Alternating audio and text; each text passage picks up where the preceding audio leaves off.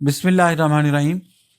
सूरह अल-बकरा का lecture number 87 आपके साथ शेयर करेंगे, जो कि आयत नंबर 269 पर मुश्तमिल होगा। ये आयत मुबारका हिकमत एक अजीम दौलत और नेमत के हवाले से है, इस हवाले से इसमें ज़िक्र किया गया है। इससे कबल हम आयत नंबर 268 तक का तर्जुमा और तफसीर छोटे छोटे लेक्चर्स में अर्ज़ कर चुके हैं। अगर आप चैनल पर नए आए हैं और कुरान मजीद समझने के ख्वाहिशमंद हैं तो मैं रिकमेंड करूँगा कि इस वक्त तक साबका जितने भी लेक्चर्स हो चुके हैं उसमें तारुफ़ कुरान के भी 15 लेक्चर्स शामिल हैं, वो तमाम तरतीब से मौजूद हैं। आप उनको इस्तेमाल फरमा लें ताकि कुरान मजीद समझने में आसानी रहे।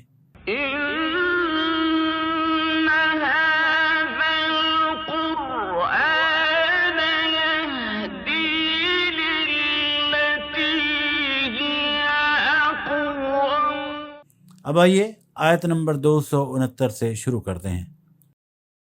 बिस्मिल्लाहिर्रहमानिर्रहीम। युतिल हिकमत मन यशाअ व मन युतिल हिकमत फ़क़द ऊतिय खैरन कसीरा वमा यज़क्करु इल्ला उलुल अलबाब।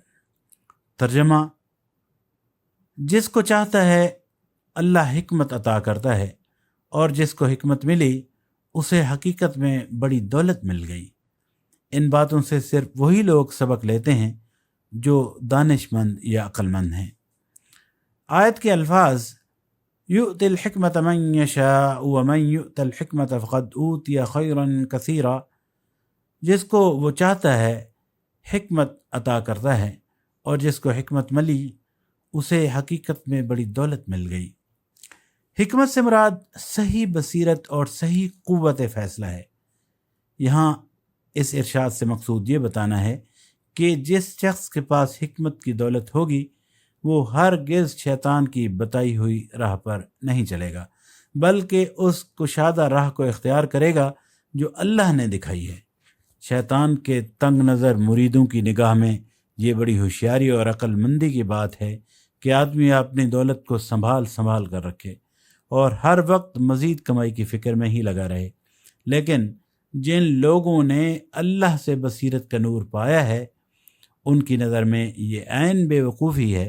हिकमत और दानाई उनके नज़दीक ये है कि आदमी जो कुछ कमाए उसे अपनी मुतवस्सित ज़रूरियात पूरी करने के बाद दिल खोल कर भलाई के कामों में खर्च करे।